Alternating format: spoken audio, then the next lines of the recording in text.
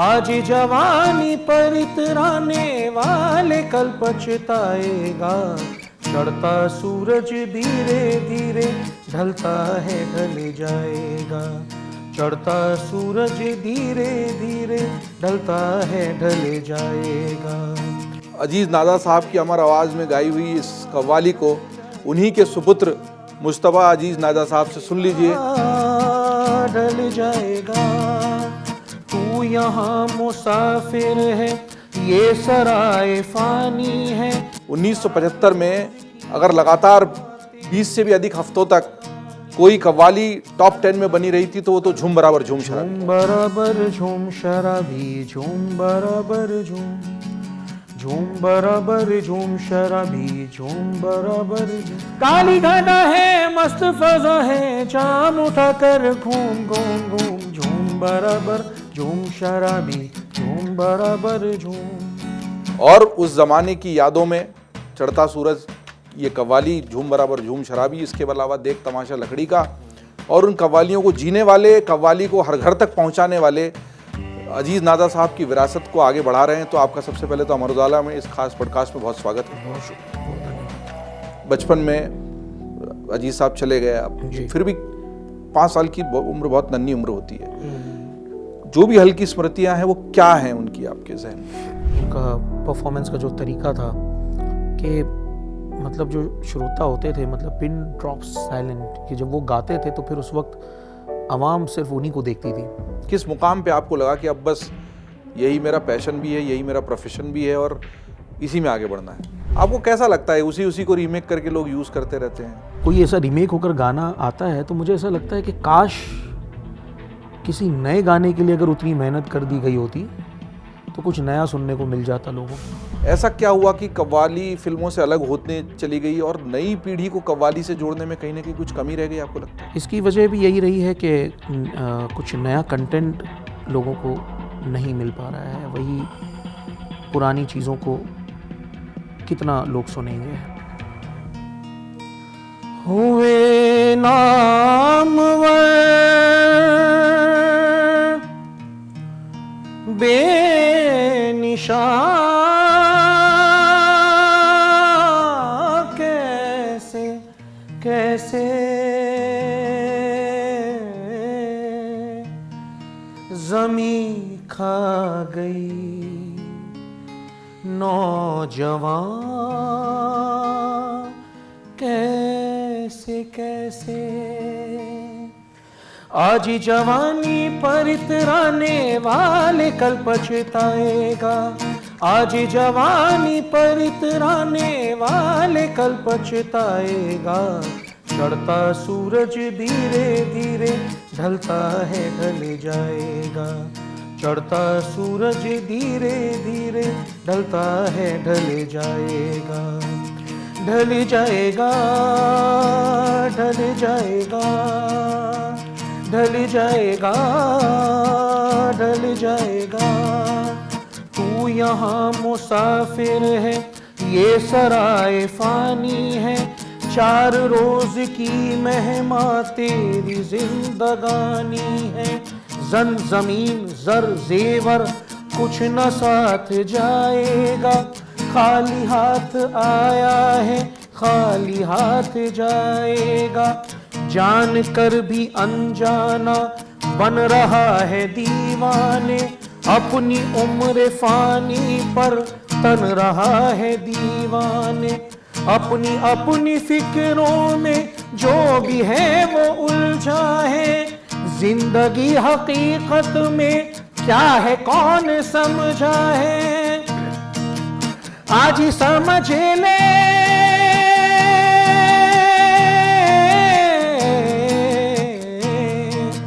आज ही समझ ले, कल ये मौका हाथ न तेरे आएगा। हो गफलत की नींद में सोने वाले धोखा खाएगा। चढ़ता सूरज धीरे धीरे ढलता है ढल जाएगा। सोचा तो ये था कि इस बेहतरीन ओपनिंग के बाद सवालों पर आऊं, लेकिन रोमकूपों की सिहरन किसको कहते हैं ये महसूस करना हो तो आप अजीज़ नादा साहब की अमर आवाज़ में गाई हुई इस कव्वाली को उन्हीं के सुपुत्र मुस्तफ़ा अजीज़ नादा साहब से सुन लीजिए, और उसके बाद फिर कहने के लिए, बात करने के लिए कुछ रह ही नहीं जाता। मुस्तफ़ा साहब, आपसे जब आप अमर उजाला के दफ्तर में आए, गुफ्तगू शुरू हुई और कुछ बातों पे हमने ऐसे ही बात की, और मैंने सोचा कि कई सारे सवालों के साथ सिलसिला शुरू करूँगा, लेकिन मुझे लगा कि ये वो कव्वाली, ख़ास तौर पे जो 70-80 के दशक में पीढ़ी जवान हुई है, वो अगर इसको सुनेगी तो वो निश्चित तौर पर उसी नॉस्टैल्जिया में चली जाएगी जहाँ मैं चला गया हूँ। हम लोगों का बचपन कैसेट का दौर था, आज तक की तरह से ये डिजिटल म्यूज़िक का ज़माना नहीं था, रील्स का ज़माना नहीं था, शॉर्ट्स का ज़माना नहीं था, मनोरंजन के साधन बहुत सीमित थे, फिल्में थी, एक बिनाका गीतमाला हुआ करती थी जिसमें 1975 में अगर लगातार 20 से भी अधिक हफ्तों तक कोई कव्वाली टॉप 10 में बनी रही थी तो वो तो झूम बराबर झूम शराबी। क्या बात है, बिल्कुल। और उस ज़माने की यादों में चढ़ता सूरज, ये कव्वाली झूम बराबर झूम शराबी, इसके अलावा देख तमाशा लकड़ी का, और उन कव्वालियों को जीने वाले, कव्वाली को हर घर तक पहुंचाने वाले अजीज़ नादा साहब की विरासत को आगे बढ़ा रहे हैं। तो आपका सबसे पहले तो अमर उजाला में इस खास पॉडकास्ट में बहुत स्वागत है। बहुत शुक्रिया, बहुत धन्यवाद। सबसे पहले यही जानना चाहूँगा कि ये बात सही है कि बहुत बचपन में अजीज़ साहब चले गए, आप फिर भी 5 साल की उम्र बहुत नन्ही उम्र होती है, जो भी हल्की स्मृतियां हैं वो क्या हैं उनकी आपके जहन में? स्मृतियाँ ये हैं कि जिस तरह से उन्होंने कव्वाली को जो आयाम दिया, जो कव्वाली को जिस तरह से उन्होंने लोगों के सामने प्रस्तुत किया, और जिस शान के साथ वो स्टेज पर परफॉर्म किया करते थे, मैं तो बहुत ही कुछ मुख्तसर से शायद कुछ प्रोग्राम्स में मैंने उनके साथ, वो मुझे जब लेके जाते थे, क्योंकि मैं बहुत लाड़का था उनके पिताजी के, तो वो जब मुझे ले बिल्कुल बिल्कुल वो स्टेज पे मुझे अपने साथ ही बैठाते थे अपने, हाँ, और वो जब लेके जाते थे, मुझे लगता है कि शायद 2 से 3 प्रोग्राम मेरे ख्याल से नागपुर या 1-2 जगह, नासिक 2-3 जगह मुझे लेके गए हैं। तो मुझे बहुत धुंधली धुंधली उनकी बातें वो याद हैं कि जो उनका परफॉर्मेंस का जो तरीका था, कि मतलब जो श्रोता होते थे, मतलब पिन ड्रॉप्स साइलेंट, कि जब वो गाते थे तो फिर उस वक्त आवाम सिर्फ उन्हीं को देखती थी। तो ये जो कुछ बातें हैं जो उनकी, मुझे आज भी याद, उनका शेर पढ़ने का तरीक़ा, उनका अल्फाज तलफ़ुज़, उनका म्यूज़िक, तो वो सारी चीज़ों ने ही मुझे ये संगीत की तरफ मेरा रुझान किया। और उनके ना रहने के बाद फिर मैं और भी इसके प्रति वो हो गया कि मुझे अगर कुछ करना है तो मुझे हाँ, मुझे उनके विरासत को आगे बढ़ाना है, तो उसी कोशिश में लगा हूँ मैं, जो कि अपने आप में एक मुश्किल चीज़ है, क्योंकि उनकी विरासत संभालना कुछ इतना आसान नहीं है। ये मेरे लिए एक चुनौती की बात होती है कि जब लोगों को पता चलता है कि मैं उनका बेटा हूँ और महफिल में मैं पहुँचता हूँ तो लोग कहते हैं कि सर हमने आपके पिताजी को तो सुना था, आपको सुनना है। तो ये मेरे लिए एक, और हम भी उन्हीं में से हैं, हमने उनको सुना और आज आपको सुन रहे हैं जी, तो एक चुनौती हो जाती है मेरे सामने, एक और चैलेंज आ जाता है कि अब मुझे कुछ ऐसा करना है, ऐसा परफॉर्मेंस करना है। तो मालिक की बड़ी मेहरबानी है कि जब परफॉर्मेंस करके उतरता हूँ तो लोग फिर ये कहते हैं कि आपने अपने पिताजी की याद दिला दी है, तो ये मेरे लिए बड़ा कॉम्प्लीमेंट होता है जी। तो ये उनकी यादें हैं जो मेरे आज भी जहन में हैं, दिलों में बसी हुई है, जिनको लेकर मैं आगे बढ़ रहा हूँ। उनसे आप कोई बाकायदे वाली तालीम तो नहीं ले पाए, बट फिर भी शायद वो कानों में, हमारे यहाँ तो ये भी है ना कि भाई अभिमन्यु ने चक्रव्यूह भेदने का तो गर्भ में ही सीख लिया था, आपने तो बाहर आके भी कम से कम 5 साल की उम्र तक तो उनके साथ, तो फिर वो कानों में तो घुल चुका था। लेकिन उसके आगे फिर उस तालीम को आपने कैसे आगे बढ़ाया जो आज आप उनकी उस आवाज़ को इस तरह जी पा रहे हैं? अक्सर हमारे घर में ये अभिमन्यु का वाक़या, मेरी मम्मी कहती थी, जब मैं बचपन में मैं, मेहरबानी है मालिक की कि कुछ ऐसा है कि मैं बहुत तरह के इंस्ट्रूमेंट्स बजा सकता हूँ। कई प्रकार के इंस्ट्रूमेंट्स हैं, रिदम में है, harmonium, melodica, piano and tabla, ढोलक, कई सारे परकशंस हैं जो मैं बजा सकता हूँ। जब बचपन में मैं हारमोनियम वगैरह बजाता था तो घर में सब ताज्जुब में आ जाते थे कि ये इसने सीखा कहाँ है, ये कैसे बजा रहा है, ये कैसे गा पा रहा है इस तरह से। यस, हाँ, मतलब एक 5 साल का, महज 5 साल 6 साल का बच्चा अगर ऐसे फ़्लो में हारमोनियम बजाएगा, या कोई तबला, मैं कुछ तबले में अगर कुछ मैं बोल बजा रहा हूँ, तिरकिट बजा रहा हूँ, तो ये सब घर में ताज्जुब में आ जाते थे कि इसने सीखा कहाँ, या ये कैसे बजा पा रहा है। तो फिर वो वाक़या जो भी आपने अभिमन्यु का, तो वो वाक़या सब घर में कई बार ऐसा सुनने में आया कि लोगों ने वो बोला कि ऐसा भी हो सकता है क्या। तो ये एक गॉड गिफ्ट है। वो भी साइंस है। देखिए घर में भी संस्कार दिए जाते हैं, ये तो हमारे यहाँ माना ही जाता रहा है बिल्कुल, भारतीय बिल्कुल। परंपरा में। और वो महाभारत का ऐसा वाकया है जो हमें उदाहरण के तौर पर हमेशा इसलिए मिसाल के तौर पर याद आता है, और आप में तो हम देख ही पा रहे हैं उसको रूबरू।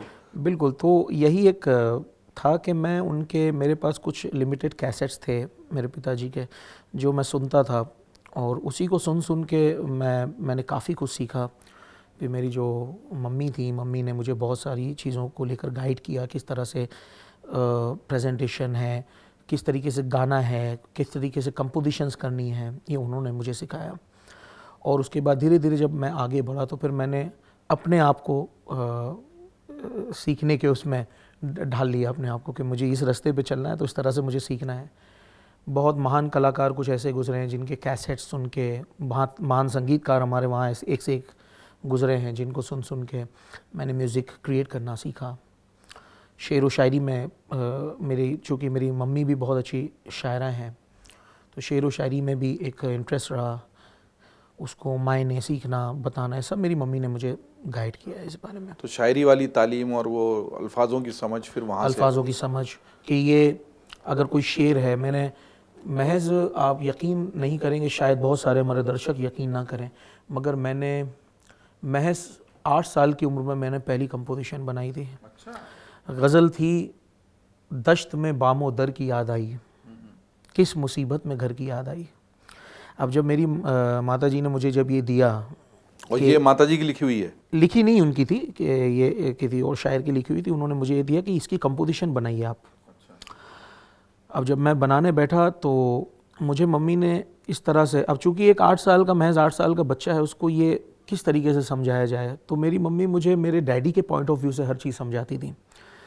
वो मुझे इस तरह से समझाती थी कि देखो, दश्त में बामो दर की याद आई, दश्त यानी जंगल, दश्त में बामो दर की याद आई, किस मुसीबत में घर की याद आई। वो मुझे बोलने लगी कि तुम फ़र्ज़ करो कि तुम इस घर से बहुत दूर चले गए हो, वहाँ पे तुम्हारे पास ना मम्मी है, और डैडी तो वैसे भी तुम्हारे नहीं है, तुम्हारे नाना नानी नहीं है, तुम कहीं दूर चले गए हो कमाने के लिए, मम्मी के लिए कमाने के लिए बहुत ढेर सारा पैसा गए, और वहाँ तुम एक जंगल में फंस गए हो, तो अब तुमको वहाँ पे क्या याद आएगा। अब तो एक बच्चा 8 साल का जिस तरीके से जवाब देगा, मैंने कहा कि वहाँ पे मुझे चिप्स याद आएगा, कोल्ड ड्रिंक याद आएगी। नहीं, बोले ऐसा नहीं, तुमको वहाँ मम्मी की याद आएगी कि नहीं आएगी। मैंने कहा बिल्कुल याद आएगी।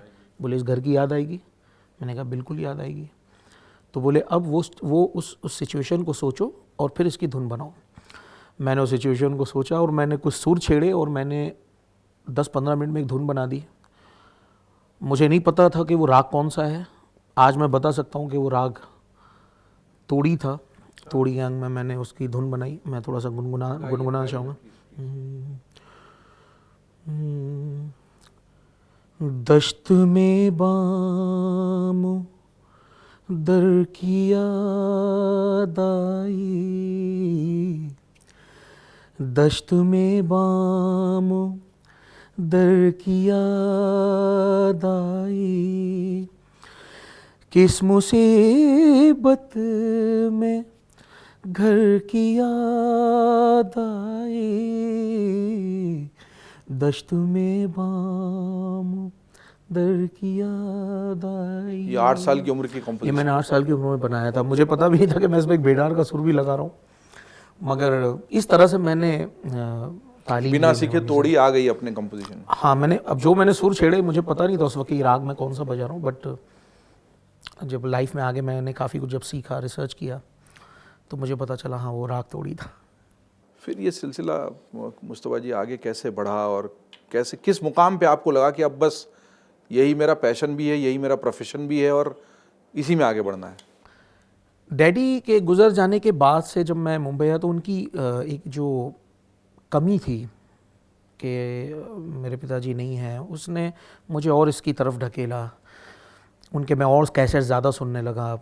उनके वीडियो कैसेट मेरे पास बहुत मुख्तसर से थे, 1-2-3 कैसेट थे, वो सुनने लगा, देखने लगा। और फिर उसके बाद मुझे कि यही करना है, मुझे मेरे डैडी की तरह बनना है, मुझे मेरी डैडी की तरह दिखना है, मुझे मेरे डैडी की तरह कपड़े पहनने हैं। तो ये एक बचपन में बड़ा वो था, मुझे बड़ा शौक़ था कि उनकी तरह मुझे दिखना है। अच्छा, मुंबई से हम जब कानपुर आ गए तो मुंबई जाने का मुझे बड़ा शौक़ था कि मुझे मुंबई जाना है। किस तरह से मैं मुंबई पहुंच जाऊं। पढ़ाई लिखाई में तो मन मेरा वैसे भी नहीं लगता था, कैसे तैसे करके मैंने पढ़ाई की है। नहीं, वो आप 8 साल की उम्र से कंपोजिशन करने लग गए तो फिर ध्यान इस तरफ। जाहिर बात है, वो तो वैसे भी एक बार जो संगीत की दुनिया में जो एक बार चले जाता है तो फिर वैसे भी सारी चीज़ों से थोड़ा सा मन हटने लगता है। तो बचपन से ही मेरा एक वो था कि मुझे मेरे डैडी की तरह बनना है। फिर जर्नी आगे बढ़ी। फिर एक ऐसा मौका आया जहाँ पे मेरी मम्मी का एक एक्सीडेंट हो गया। फिर वो एक ऊंचाई से गिर गई और बेड रिडन हो गई। तो फिर कुछ ऐसे हालात भी कुछ ऐसे थे तो फिर मुझे पढ़ाई छोड़नी पड़ी अपनी। और मैं ये समझता हूँ आज के वो मेरे लिए एक ऐसा था कि मुझे एक मौका था कि अब मैं थोड़ा सा आगे बढ़ूँगा। और वही एक हादसे के बाद फिर जर्नी आगे बढ़ी। फिर हम मुंबई आए और मुंबई आने के बाद फिर हमारा स्ट्रगल शुरू हुआ।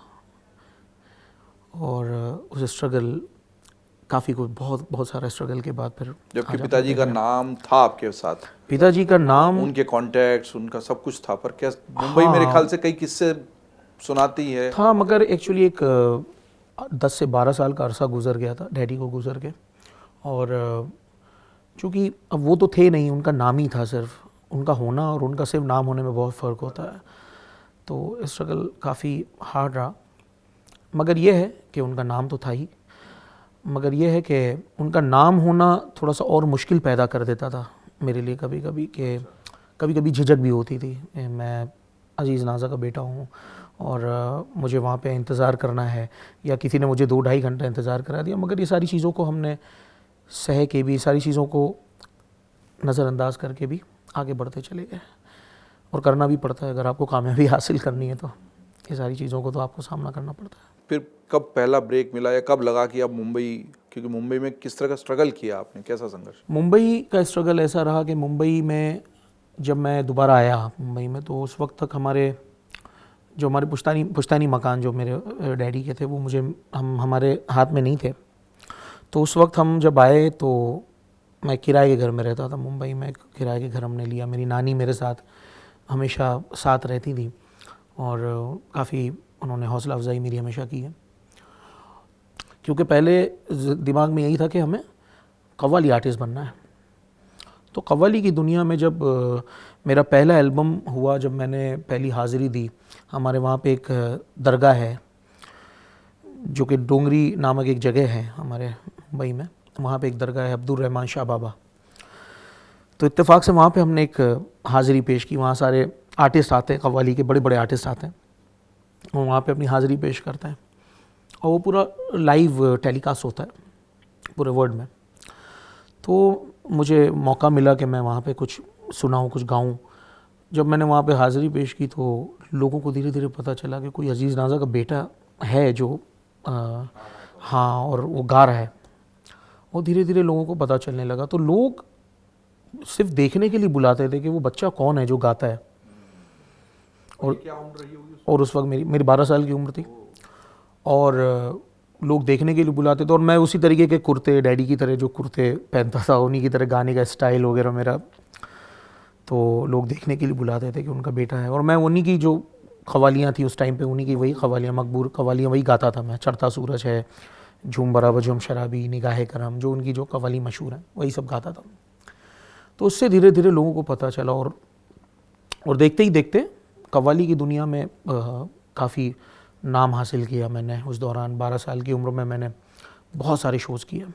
2 साल मुसलसल मैं महीने भर मैं घर नहीं आ पाता था, इतने शोज़ मैंने किए। एक बार तो मेरी मम्मी नाराज़ हो गई, बोले अब आ गए, अब तो बोले घर आना ही पड़ेगा, ईद का मौका था, तो बोले अब घर नहीं आओगे तो बोले बहुत और ईद पे भी नहीं आओगे, ऐसी कैसी मसरूफियत हो गई। हाँ, तो इतने प्रोग्राम्स उस दौरान इतने बचपने में किए। उसके पहले रहमान शाह बाबा का जो मैंने आपको जिक्र किया, उस वक्त हम कानपुर से ही गए हुए थे और स्पेशली हम वो सोर्स को अटेंड करने के लिए गए थे, उस ओकेशन को अटेंड करने के लिए गए थे। जब हम गा के हम जहाँ रुके थे, स्टे किया था, हम जब वहाँ पहुँचे तो वहाँ एक कॉल आया। कॉल कुछ प्रोड्यूसर्स थे वहाँ के, रशीद भाई नाम था उनका, रशीद साहब, अभी इज़ नो मोर, अब रहे नहीं वो। उनका कॉल आया, बोले हम एक नई कंपनी खोल रहे हैं KGN म्यूज़िक करके, और उसमें कई आर्टिस्ट हैं जैसे मोहम्मद रफ़ी, मोहम्मद अज़ीज़, और बहुत सारे कलाकार थे उसमें, अनुराधा पौडवाल एंड बहुत सारे थे। तो बोले बच्चे का हम पहले उसमें स्टार्टिंग में बच्चे का पहले हम ये करना चाहते हैं, मुश्तबा का ओपनिंग एक हम एल्बम बनाना चाहते हैं। तो मेरे लिए तो ऐसा था कि ये एक बहुत बड़ी अपॉर्चुनिटी थी। तो उसी रात हम मिलने गए थे उनसे, मुझे याद है आदर्श नगर में हमने सिटिंग किया था, और उसका म्यूज़िक करने वाले थे जो पाकिस्तान के जो कंपोज़र थे गुलाम मोहम्मद, उनके बेटे थे इकबाल मसूद। मसूद साहब तो अब रहे नहीं, इकबाल भाई हैं अभी भी। उन्होंने उसका एल्बम का पूरा म्यूज़िक किया था और हमने सिटिंग किया, रिहर्सल्स किया। तो उस दौरान तो मेरी नानी साथ में थी। नानी ने कहा कि अभी तो हमें टिकट्स है हमारी, हमें कानपुर जाना पड़ेगा, आप कहेंगे तो वापस आ जाएंगे।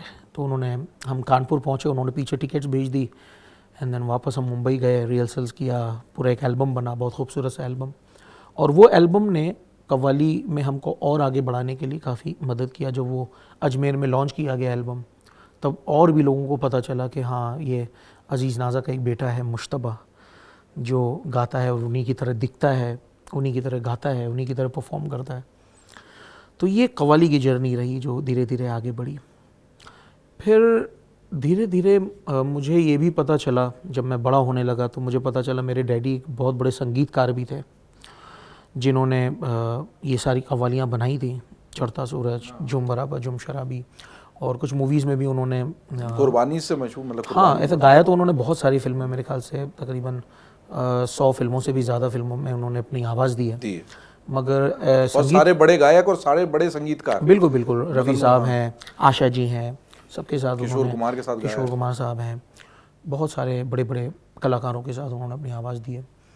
लेकिन संगीतकार के तौर पे उन्होंने कुछ फिल्में की थी, जैसे प्यार की राही एक फिल्म आई थी, और अपने जो गाने करते उनका अरेंजमेंट भी बिल्कुल डिफरेंट था। उन्होंने एक नया रंग दिया कव्वाली को, नए वेस्टर्न म्यूज़िक के साथ मिला के उन्होंने उस ज़माने में, जैसे कि झूम बराबर झूम शराबी अगर आप सुनेंगे तो उसमें डिफरेंट मल्टीपल ऐसे इंस्ट्रूमेंट्स हैं जो कव्वाली में कभी इस्तेमाल ही नहीं हुआ, जैसे मैंडोलिन हो गया, बेस गिटार हो गया, कॉन्गो, बोंगो वगैरह। फ्यूजन उन्होंने उस वक्त से उस ज़माने में 1969 में कव्वाली रिकॉर्ड हुई थी, तो उस ज़माने में उन्होंने ये वेस्टर्न म्यूज़िक, तो ये एक नया एक रास्ता मुझे दिखा कि मुझे संगीतकार बनना है, मुझे मेरे डैडी की तरह।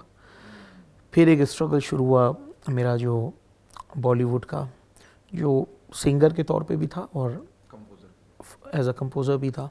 और फिर 2007 में मैं संजय जी के साथ जुड़ा, संजय लीला भंसाली जी के साथ मुझे मौका मिला फिल्म सांवरिया के लिए, हमने उनके लिए उसमें उनके साथ जुड़े हम, और मेरे लिए बहुत बड़ी अपॉर्चुनिटी थी कि इतने बड़े संगीतकार, इतने बड़े निर्देशक, उनके साथ काम करने का मौका मिला। वनी साहब ने फिर वो हिंदू सरकार में वो, हाँ, और चढ़ता सूरज भी, हाँ ये 2017 में हुआ, और ये 2007 की बात कर रहा हूँ। और उसके बाद 2007 में अच्छा, इस दौरान मेरे बहुत सारी अपॉर्चुनिटीज़ मेरे हाथ से निकल जाती थी, चूँकि मैं शोज़ भी करता था। तो जैसे कई बार ऐसा अन्नू जी ने फ़ोन किया, संजय जी का फ़ोन आता था, या कभी आया तो मैं सफ़र पे चला गया, तो बहुत सारी अपॉर्चुनिटीज़ भी मेरे हाथ से गई। 2015 में फिर हमने साथ में मिलके बाजीराव मस्तानी के लिए हमने उनके साथ काम किया, टाइटल ट्रैक पे भी किया। एक आयत करके एक सॉन्ग था, उसके लिए हमने किया। फिर पद्मावत के लिए पद्मावत में भी मैं उनके साथ रहा। पद्मावत में एक दिल एक जान के लिए मुझे म्यूज़िक मिर्ची अवार्ड्स भी मिले, मुझे 3 अवार्ड्स मिले। तो इस तरह से मेरी ये जर्नी रही है। मैंने बम्बई मेरी जान एक सीरीज़ आई थी, वेब सीरीज़ थी बम्बई मेरी जान, उस पर भी मैं पर्दे पे हूँ। मैंने एक नित खैर मंगा सोनिया में तेरी करके मैंने स्टेज पे गाया भी है, उस पर परफॉर्म किया है, आवाज़ भी दी है, और मैं पर्दे पे भी हूँ। और एज अ कंपोज़र भी मैंने अमोल गुप्ते जी के साथ एक फ़िल्म की है, एसनेफ, और एक फ़िल्म मैंने की थी हिमोलिम्फ एक फ़िल्म आई थी 2021 में, जो कि आधारित थी, जो बॉम्ब ब्लास्ट हुए थे हमारे मुंबई में लोकल ट्रेन में, जो तो उनके जो सस्पेक्ट थे जिनको भी रिहा भी किया गया आई थिंक कुछ महीनों पहले, उनके ऊपर आधारित वो फिल्म थी। तो उसमें मेरी कव्वाली भी थी, उसका पूरा बैकग्राउंड वगैरह मेरा किया हुआ था। तो काफ़ी कुछ काम किया है मैंने बॉलीवुड का। तो ये एक लंबी जर्नी है, ये बहुत लंबी और उतार चढ़ाव भरे जर्नी। और खूबसूरत बात यह है कि कोई ऐसी औपचारिक तालीम नहीं ली, पर अपनी खुद की उससे सीखते गए ऊर्जा से। बिल्कुल बिल्कुल और बिल्कुल जो तालीम पिताजी की थी बचपन की, वो साथ रही, उसको आपने फिर बिल्कुल। ये तो कैसा है कि देखिए, हर एक पल, हर एक क्षण ऐसा होता है कि जिसमें सीखने को मिलता है। हम सेटिंग्स में बैठते हैं, रिहर्सल्स में बैठते हैं, तो हर एक घड़ी में हम कुछ ना कुछ सीखते हैं। ये ऐसा है। आपने अभी बताया कि झूम बराबर झूम शराबी में उस समय फ्यूजन हुआ था, तो कुछ एक दो लाइन उसकी भी अरे ज़रूर। हो जाए, हमारे जो लोग सुन रहे हैं। और झूम बराबर झूम शराबी भी वैसा ही है जो हाँ, झूम आज बराबर भी झूम जहन से शराबी, उतरता नहीं है। वो जहन से कभी नहीं उतरेगा। चाहे अभी उसको लोग रिमेक करते हैं, अभी हाल ही में एक फिल्म में उसको लिया गया है, मगर वो जो बात है, जो वो बात नहीं आ पाती। मैं एक दो लाइन ज़रूर सुनाऊंगा।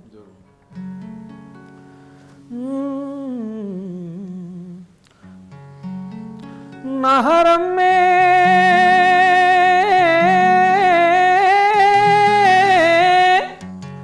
न सुकून मिलता है, बुत खाने में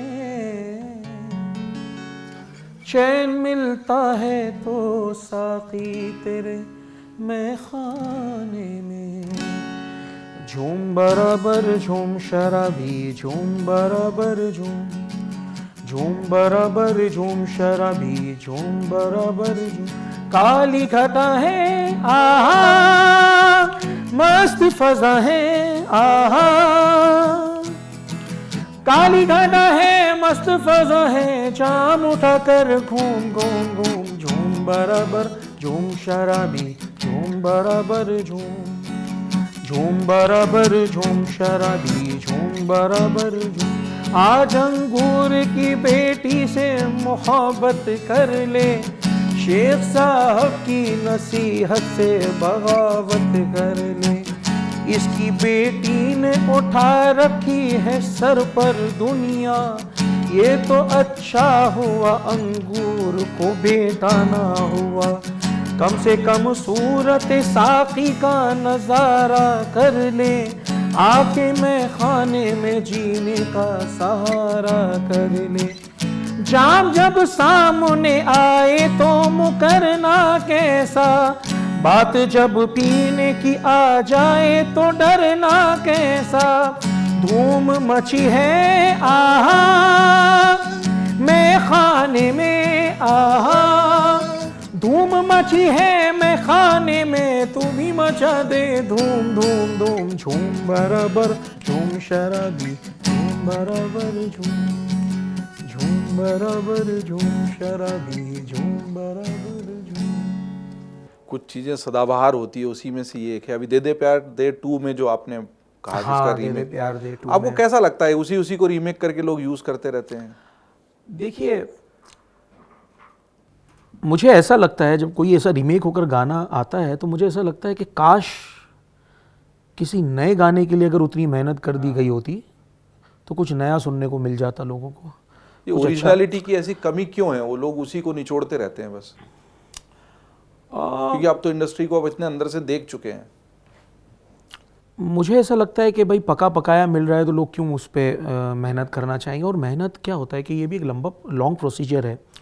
धुन बनाना अपने आप में एक मैं कुछ ही कंपोजर्स ऐसे हैं जो बहुत अच्छा काम कर रहे हैं हमारे बॉलीवुड इंडस्ट्री में, फिल्म इंडस्ट्री में, मगर ये अपने आप में एक मुश्किल काम है। ये आसान काम नहीं है कि धुनें बनाना, एक नया आप कुछ क्रिएट करें। ये एक मुश्किल काम है। मैं समझता हूँ कि शायद इससे कतराते हैं लोग, आई थिंक इस वजह से कि भाई है चलो उठाओ, चलो यार ये उठाओ, बनाओ, इसमें 4 लाइन जोड़ दो और पेश करो। अगर उसकी बजाय, अगर मैं मेरा ऐसा मानना है, उसकी जगह हम अगर कुछ अपना कुछ क्रिएट करें तो नई चीज़ सुनने को मिलेगी, कुछ नया आएगा लोगों के सामने। आप कुछ अपना क्रिएट करना चाहिए। कव्वाली का इतिहास बहुत पुराना है। लगभग 13वीं सदी में अमीर खुसरो साहब के साथ जो सूफ़ी संगीत आया, उसी का एक कव्वाली भी आया। और कव्वाली सूफियाना ही रही बहुत लंबे समय तक, फिर वो इश्कियाना हो गई। और कव्वाली की इस पूरी जर्नी को आप कैसे देखते हो और क्या आपको लगता है, एक समय तो ऐसा था कि कव्वाली के बिना फिल्में बन ही नहीं सकती थी, कोई नई फिल्म आ रही है तो कव्वाली होगी और कव्वाली उस फिल्म की सक्सेस की गारंटी भी हुआ करती थी एक ज़माना। ऐसा क्या हुआ कि कव्वाली फिल्मों से अलग होने चली गई और नई पीढ़ी को कव्वाली से जोड़ने में कहीं ना कहीं कुछ कमी रह गई, आपको लगता है? हाँ, कह सकते हैं ऐसा। इसकी वजह भी यही रही है कि कुछ नया कंटेंट लोगों को नहीं मिल पा रहा है। वही पुरानी चीज़ों को कितना लोग सुनेंगे, ये भी एक वजह है। जैसे कि अभी आपने कहा कि एक इतनी लंबी पीढ़ी जनाब अमीर खुसरो की तरफ से ये शुरुआत हुई थी इसकी, और पर्शियन लैंग्वेज और फिर उसके बाद उर्दू का इस्तेमाल हुआ, पूर्वी ज़बान का इस्तेमाल किया उन्होंने इसमें। और ये पहले एक भगवान खुदा के शान में उनकी इबादत का एक ज़रिया था ये कि उनको याद करना है। फिर पीर व मुर्शिद पर आ गया, अब के गुरु और एक भक्त के बीच में एक पीर मुरीदी के उसमें ये शामिल रही और उसके एक माध्यम बनी। फिर धीरे धीरे ये आम फहम हो गई, इसका दायरा खुल गया, दायरे में नहीं रही, फिर ये लोगों ने इसको आम फहम कर दिया। आशिकाना कव्वाली बनने लगी, रिंदाना कव्वाली, जो जैसे झूम बराबर झूम शराबी रिंदाना कव्वाली है। और नसीहत, चढ़ता सूरज धीरे धीरे, ये नसीहत है। तो अलग अलग इसको उसमें ढाला गया। तो एक ज़माना तो जैसे कि आपने कहा कि ऐसा था कि कव्वाली की वजह से भी फिल्म चल जाती थी। जैसे कि अब झूम बराबर झूम शराबी इतनी फेमस कव्वाली थी कि बाद में इसको, हालांकि प्राइवेट एल्बम था मेरे डैडी का ये, फिर उसके बाद फिर इसको फिल्म 5 राइफल्स में लिया गया। तो फिल्म के बारे में सब जानते हैं, चूँकि कव्वाली इतनी मशहूर हुई तो एक दौर ऐसा रहा कि कव्वाली के बगैर कोई फिल्म अधूरी मानी जाती थी। तो वो क्यों दूर क्यों हुए? आजकल क्यों नहीं फिल्मकार लेते, या उनकी समझ ही कम है कव्वाली को? हाँ, नहीं, इसका ये भी एक बड़ा रीज़न है। समझ और सूझबूझ भी कम होती गई लोगों की कव्वाली के प्रति। कव्वाली को समझना भी लोगों ने मतलब उनको समझ में ही नहीं आया कि कव्वाली एक्चुअली है क्या। जबकि एक बात ये भी, एक पहलू ये भी मैं आपको बताना चाहूँगा कि 90s तक भी, बल्कि आप ये समझ लें कि आज भी कोई भी कव्वाली अगर आती है तो वो फेमस होती है। जैसे कि अभी बजरंगी भाईजान में बर्दो झोली मेरी या मोहम्मद, और लोगों ने बड़ा उसको सराहा। मेहनत होनी चाहिए उस तरीके से पेश की जाए। फिर लेकिन वो रिक्रिएशन था वो साबरी ब्रदर्स की कव्वाली, लेट साबरी ब्रदर्स, उनकी कव्वाली, उसको रिक्रिएट किया गया, लोगों ने पसंद किया उसको। रश्क कमर, मेरे रश्क कमर तूने पहली नज़र, नुसरत फ़तेह अली खान साहब की कव्वाली को रिक्रिएट किया, लोगों ने पसंद किया।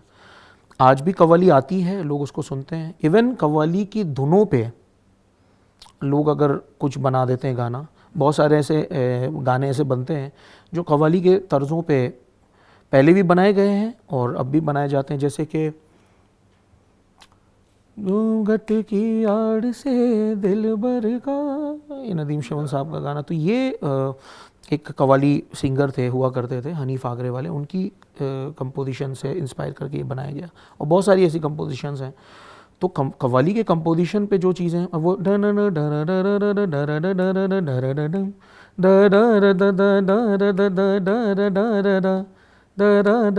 ये कव्वाली का पैटर्न ही है, ये कव्वाली का ही पैटर्न है।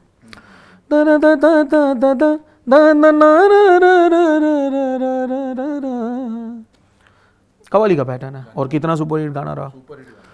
तो आज भी कव्वाली का कंटेंट अपने आप में इतना रिच है, इतना लुभाने वाला है कि इससे इनकार नहीं किया जा सकता कि कव्वाली की आज भी उतना ही महत्व है और लोग सुनते हैं और उतना ही प्यार देते हैं उसको और उतने ही इंटरेस्ट से सुनते हैं।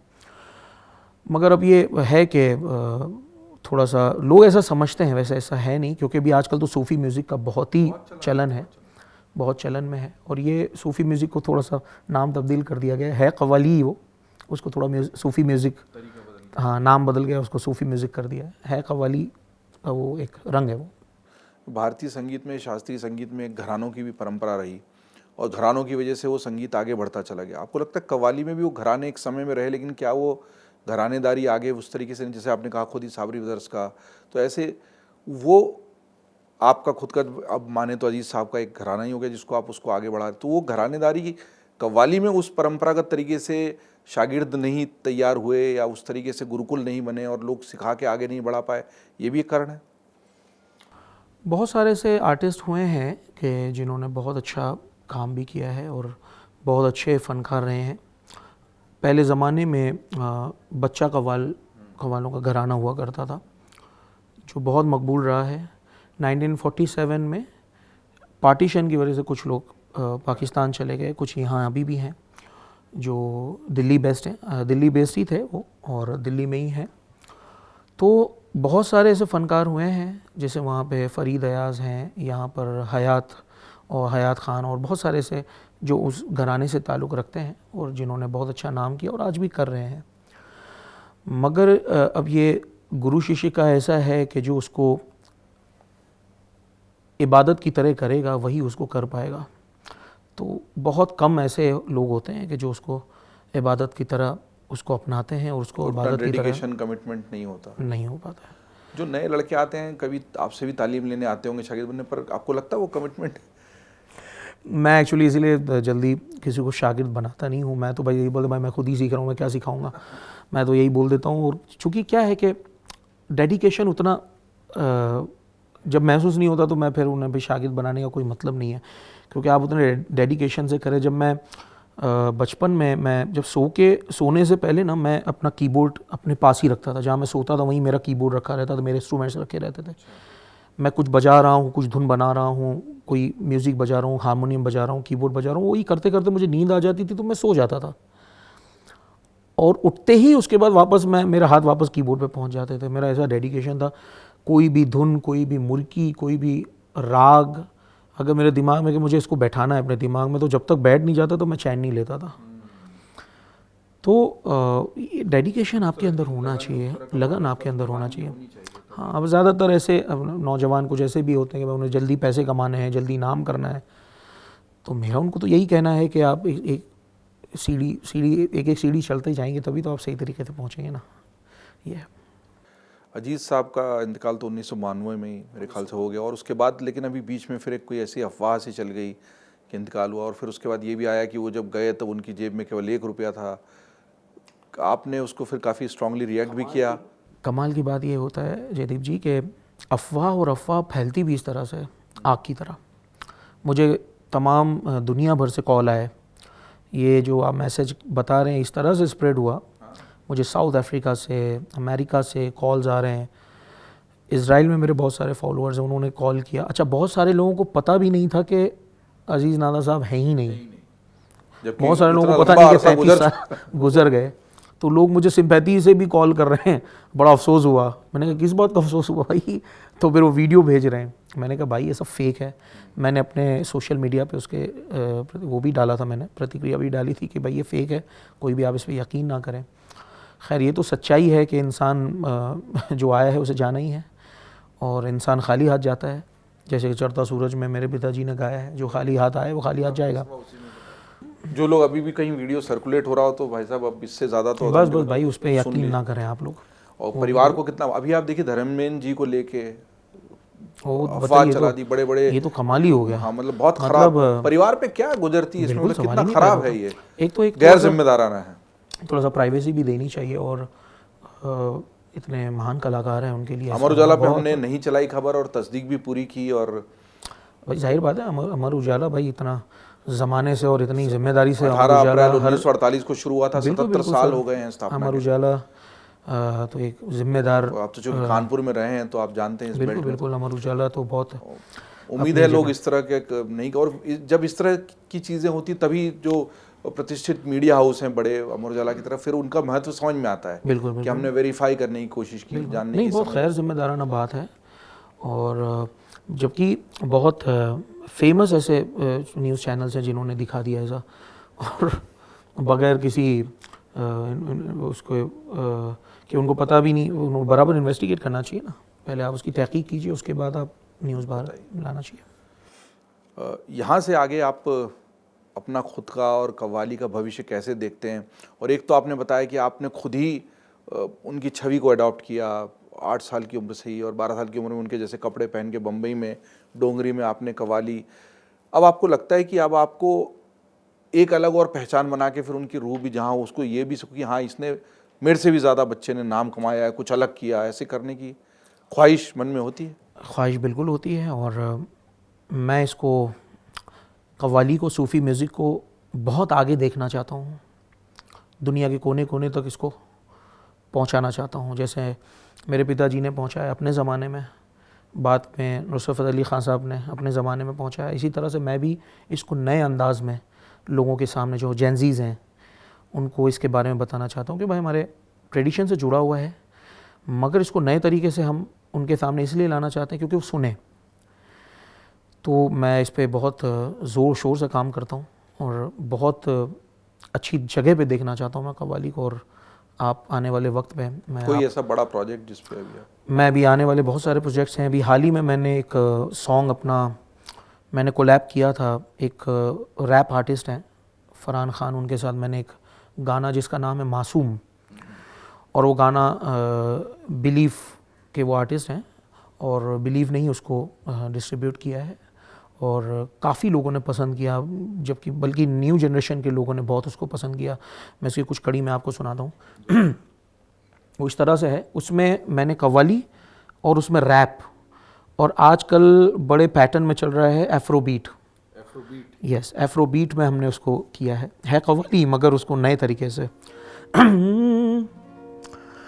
हो नजर करम मुझ पे देखो थोड़ी सी नजर भर के, हो नजर करम मुझ पे देखो थोड़ी सी नजर भर के, कितनी मासूम बनती हो नजरों से तुम कत्ल करके, कितनी मासूम बनती हो, बनती हो, कितनी मासूम बनती हो नजरों से तुम कत्ल करके।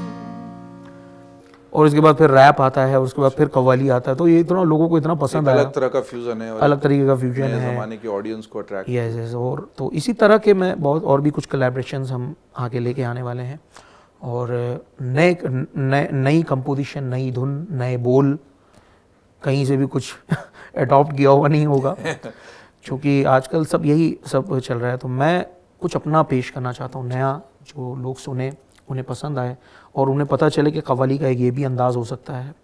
तो इस पे मैं ज़ोर शोर से काम कर रहा हूँ और करता रहूँगा। बहुत बढ़िया, हम उम्मीद ही करते हैं और शुभकामना देते हैं कि आपके ये प्रयोग सफल हों। Thank you so much. पहले ये कि आपका कोई पसंद का सूफ़ी कलाम या कोई नात या कोई ऐसी चीज़ जो आप सुनाना चाहें, फिर एक मेरे पसंद की फरमाइश के साथ हम इस बातचीत को विराम देंगे। चलिए मैं ज़रूर सुना देता हूँ। मेरी एक अमीर खुसरो साहब की एक बहुत मशहूर, मैं आपको एक कव्वाली सुनाता हूँ। अपनी छब बनाई के जो मैं पी के पास गई, जो छब देखी देखी तो मैं अपनी भूल गई, तो छाप तिलक सब छीनी रे मुँह से नैना मिलाई के, छाप तिलक सब छीनी रे मुँह से नैना मिलाई के, छाप तिलक सब छीनी रे मुँह से नैना मिलाई के, नैना मिलाई के मुँह से नैना, सजना ने मुँह से नैना मिलाई के मुँह से नैना, मिलाई के मुँह से नैना मिलाई के, बल बल जाऊं तो है रंग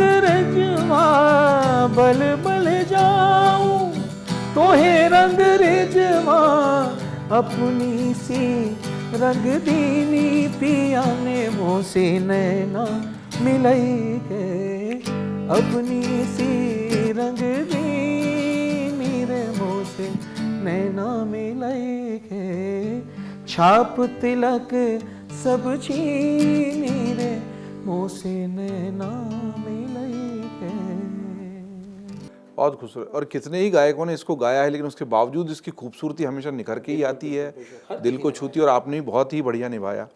और हम तो चूँकि देखिए उसी ज़माने में स्कूल कॉलेज में कैसेट सुनते थे अजीज़ साहब की, तो आपने झूम बराबर झूम तो सुना दी, और शुरुआत ही हमने हुए नामवर बेनिशा से की, और अब मुझे लगता है कि अगर देख तमाशा लकड़ी का नहीं हुई थोड़ी बहुत तो मज़ा नहीं आएगा। उसका भी फलसफा बहुत अलग है। लकड़ी का एक सांप बनाकर उसके हाथ भी जोड़े दुनिया,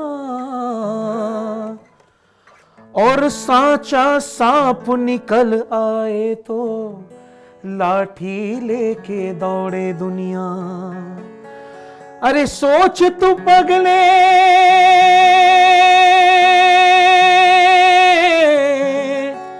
सोच तू पगले सर तेरे एहसान है कितना लकड़ी का। अरे चांद को छूने वाले इंसान देख तमाशा लकड़ी का, चांद को छूने वाले इंसान देख तमाशा लकड़ी का, चांद को छूने वाले इंसान देख तमाशा लकड़ी का। जगत में कोख से जब माँ की तूने जन्म लिया तो सबसे कल्ब इस लकड़ी ने तेरा साथ दिया। ज़ईफ दाई ने संसार के हाई ओले में सुला दिया तुझे लकड़ी के एक झूले में। छूटा जो झूला तो लकड़ी की चारपाई मिली, बनी जो लकड़ी जो चिंकों से वो चटाई मिली। उम्र में 5 की जब आई मदरसे की घड़ी तो गुरु के हाथ की लकड़ी से पहले आंख लड़ी। नशिस्त लकड़ी की, कुर्सी भी तेरी लकड़ी की, कलम भी लकड़ी का, तख्ती भी तेरी लकड़ी की। हुआ तू 12 बरस का तो और खुली किस्मत, जब और आई तेरे हाथ पाँव में ताकत। निकल के घर से गुलिस्तान में जिस घड़ी पहुंचा, उछलता कूदता मैदान में जिस घड़ी पहुंचा, तो अपनी खातिर खुद ही बनाया गिल्ली डंडा लकड़ी का। चांद को छूने वाले इंसान देख तमाशा लकड़ी का, चांद को छूने वाले इंसान देख तमाशा लकड़ी का। बचपन बीता आई जवानी नाम न भूला लकड़ी का, छूट गए सब संगी साथी साथ न छूटा लकड़ी का, साथ न छूटा लकड़ी का। बन के मुहाफिज साथ तेरे ये लकड़ी सुबह शाम आई, इंसान तेरे काम न आया लकड़ी तेरे काम आई, लकड़ी तेरे काम आई। चरवाहे का भेस लिया तो साथ था पल पल लकड़ी का, कह का बनकर खेत चला तो कांधे पर हल लकड़ी का, कांधे पर हल लकड़ी का। कमा कमा कर जब बनवाया बनवाया घर लकड़ी का, लकड़ी के खंबे दरवाजे छत लकड़ी दर लकड़ी का, छत लकड़ी घर लकड़ी का। ब्याह की बात आई तो सर पे कोरा मांगा लकड़ी का, जिसमें तेरी बारात चली वो रेल का डब्बा लकड़ी का, रेल का डब्बा लकड़ी का। लकड़ी की ढोलक शहनाई और मनवा भी लकड़ी का, जिस पर ब्याह रचाने बैठे वो तख्ता भी लकड़ी का, वो तख्ता भी लकड़ी का। 60 बरस में कमर झुकी तो हाथ में डंडा लकड़ी का, चांद को छूने वाले इंसान देख तमाशा लकड़ी का, चांद को छूने वाले इंसान देख तमाशा लकड़ी का। सोच तू पगले, सोच तू पगले सर तेरे, सोच तू पगले सर तेरे एहसान है कितना लकड़ी का, चांद को छूने वाले इंसान देख तमाशा लकड़ी का, चांद को छूने वाले इंसान देख तमाशा लकड़ी का। Thank you. तो देखिए मुश्तबा साहब से बात करते करते ऐसे वक्त बीत चला कि जैसे पता ही नहीं चला। संगीत मेरे ख्याल से ऐसी चीज़ है कि जो आपको एकदम ध्यान मग्न कर देती है, और संगीत को इसीलिए कहा गया कि ईश्वर से जुड़ने का सीधा माध्यम है। आपको कोई किसी एजेंट के थ्रू जाने की और लंबा रास्ता तय करने की ज़रूरत ही नहीं है। आपको अगर खुदा की इबादत करनी है, ईश्वर की आराधना करनी है, तो संगीत की विरासत अगर आपके पास है, ये प्रतिभा आपके पास है, ये गुण आपके पास है, तो फिर कुछ करना ही नहीं है। और बहुत खूबसूरती से आपने बताया, और हम उम्मीद करते हैं कि आप जो नए प्रोजेक्ट्स हैं उसमें भी सक्सेसफुल हों। और मेरे लिए तो दोहरी खुशी ये है कि मेरे पसंद की कव्वालियाँ मुझे सुनने को मिल गई, और जिस तरह का चढ़ता सूरज में और लकड़ी वाले में फ़लसफ़ा है, जी। और तब तो बचपन में सुनी और पसंद आ गई, लेकिन अब एक उम्र होने के बाद आपको उस फ़लसफ़े की गहराई भी गहराई समझ समझ में में आती है, आप बिल्कुल उसके सही बात शब्द से, भाव से जुड़ते हैं और अंदर उतरते हैं। तब आपको समझ में आता है कि ये शब्द और संगीत की जो जुगलबंदी है वो दरअसल क्या कर कमाल कर गुजरती है। तो मुस्तफ़ा जी, बहुत शुक्रिया कि आपने हमें समय दिया, अमर उजाला के स्टूडियो में शुक्रिया आए। जयदेव जी, अमर उजाला की पूरी टीम का, आपका बहुत धन्यवाद कि आपने मुझे यहाँ बुलाया, अपनी बात रखने का मौका दिया। मैं आपकी शख्सियत में 4 मिसरे कहना चाहूँगा अरे इरशाद। कि हंसी तो आती है हमको भी लेकिन गम नहीं जाते। हमारे नागपुर के बड़े मशहूर शायर रहे हैं हमीद अंसारी साहब, अच्छा। मरहूम हमीद अंसारी साहब कहते हैं कि हंसी आती तो है हमको भी लेकिन गम नहीं जाते। नहीं जाते। हमारी आँख से बरसात के मौसम नहीं जाते। हाँ हाँ हाँ।